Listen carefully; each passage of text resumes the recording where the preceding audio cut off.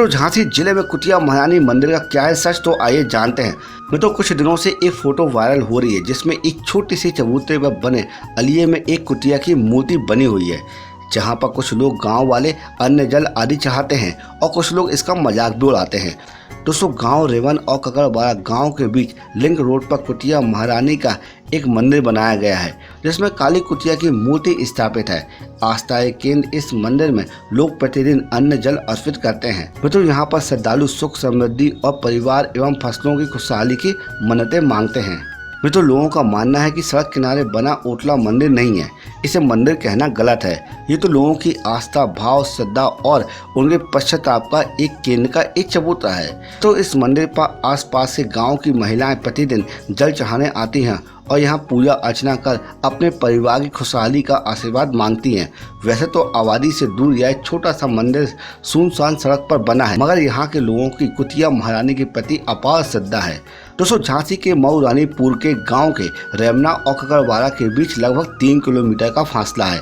इन दोनों गांवों को आपस में जोड़ने वाली लिंक रोड के बीच सड़क किनारे एक चबूतरा बना है और इस चबूतरे पर एक छोटा सा मंदिर नुमा मठ बनाया गया है। इसमें काली कुटिया की मूर्ति स्थापित है और मूर्ति के बाहर लोहे की जाली लगाई गई है ताकि कोई भी इस मूर्ति को नुकसान न पहुंचा सके। तो मित्रों, आइए जानते हैं क्या है कुटिया महारानी की कहानी।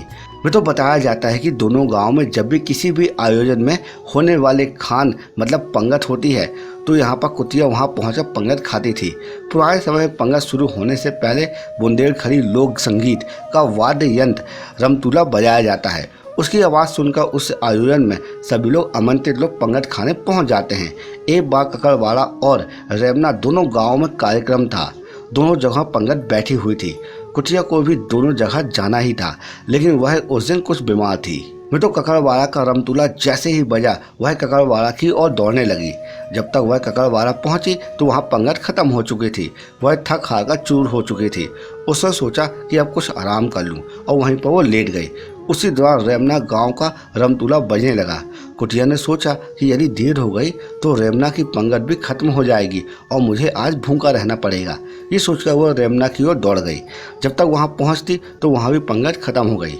मित्रों, जब दोनों ओर से पंगत खत्म हो गई और दोनों ओर से खाना न मिलने पर वो बीमार की वजह से वह हताश होकर वापस चल पड़ी और रेमना और ककड़वाड़ा के बीच एक स्थान पर सड़क किनारे गिरकर बेहोश हो गई। कुछ देर बाद उसकी मौत हो गई। सुबह जब गांव वालों को इसकी जानकारी हुई तो उन्होंने कुटिया के शव को वहीं पर दफना दिया और उसी स्थान पर एक चबूतरे का निर्माण करा दिया और जब से इसे कुटिया महारानी के नाम से जाना जाता है।